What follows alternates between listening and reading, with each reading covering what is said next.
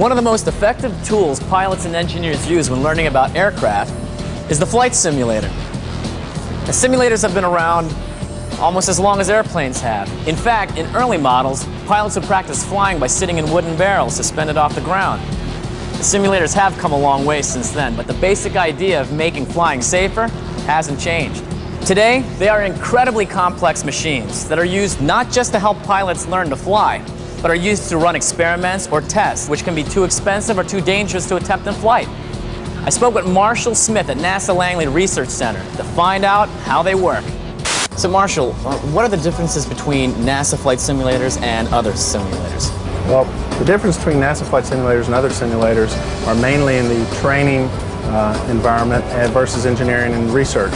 Other types of simulators are used for training, and so they benefit one pilot or the pilots that are out there learning to fly airplanes, but our simulators are used for developing engineering concepts or things that make flying safer. So what are some real-world problems that simulators have solved? Some of the problems are related to safety. For example, wind shear detection and avoidance was a big problem. Wind shear occurs when you have a real strong downdraft, and it could occur from thunderstorms or could occur near mountain sides or even in clear air. But basically what happens is it causes the plane to lose lift and crash. And 15 to 20 years ago, a lot of planes were crashing because of wind shear problems, but engineering simulators were used, at NASA particularly, to detect wind shears and also give them guidance as to how to get out of a wind shear condition and actually land the plane safely. Wind shear is rarely a problem anymore. So that was like 15 or 20 years ago.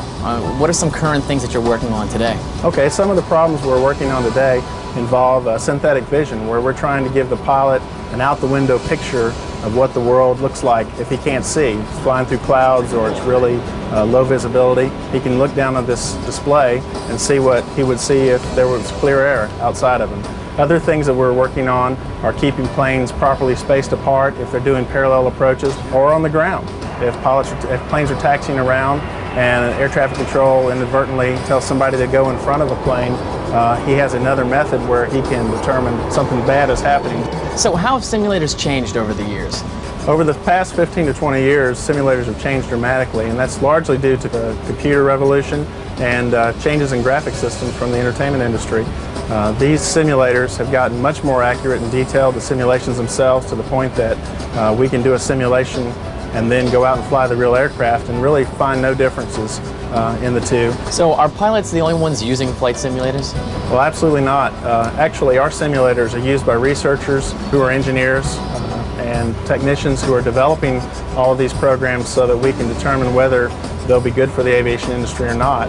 And then pilots are brought in actually at the end of the program so that they can be used as test subjects to determine whether the information then is going to be good enough to take onto the airplane for further test. Pilots also help us develop the test as well. So Marshall, can you show me how the simulator works? Sure. We're actually at Dallas-Fort Worth right now, and we're going to take off from Dallas-Fort Worth, and you're going to do it for us. So you take your throttles, give it a try. Move them all the way forward, your flaps are already set, and you're ready to go. Start with this, right? There we go. All right. And as your airspeed gets up to about 150, okay, you can pull back. Go ahead and pull back. There you go. All right, now you can push forward a little bit. And you just took off. This is amazing. If it's in the real aircraft, it's in this simulator. This particular simulator is a copy of our 757 aircraft that we have at NASA that we use for research. It's a copy of the forward nose section. So we actually have, if we have a particular research instrument in the aircraft, we'll put it in the simulator as well. You guys must have fun working up here. It's a blast. Look at me saying up here.